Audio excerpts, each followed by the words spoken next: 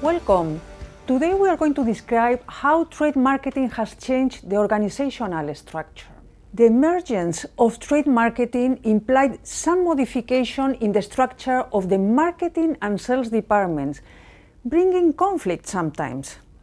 Organizationally speaking, there are two main figures that appear: the account key manager, the key account manager on the manufacturer side, and the category manager on the trade or distributor side. The biggest conflicts appear on how marketing and sales budgets began to be allocated in a different way. And regarding where do we allocate these figures in the organization, it differs a lot among the companies. There is not a unique solution. So we start to talk about what is a key account manager. It's the person in charge of a large client in the manufacturer side. And what are the main objectives? Of course, maximize sales and the wallet share within each client. We want this client to buy as much as possible from us. We also want to increase loyalty from the customer perspective. And we serve, or the key account manager is usually the advocate of the client inside the manufacturer. This person also wants to increase the knowledge about the client from the manufacturer's viewpoint, and even the knowledge about a certain industry.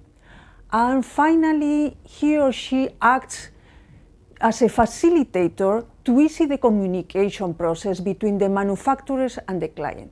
The other figure that we were talking about is the category manager, and he is the counterpart of the key account manager, but from the distributor's viewpoint. Is the person in charge of managing the brand and all the references or stock keeping units of a certain product category. And what are the main objectives? In this case, they differ. It has to develop a strategic plan for a certain product line, define and take care of the information and technology that is required to support the process, and manage the relationship with all the manufacturers within the category. Finally, define and manage the internal organization at the distributor level. And these changes in the structure has also a consequence about the marketing. It's not the same the consumer than the trade marketing. And the main differences, I am going to highlight them. If we talk, for example, about objectives, in trade marketing, we are trying to detect and satisfy the trade needs, whereas in the consumer, we are thinking about the consumer needs. If we talk about the promotional plan, in trade marketing, we are targeting the client per channel, whereas in the consumer marketing, we are talking about consumers per brand.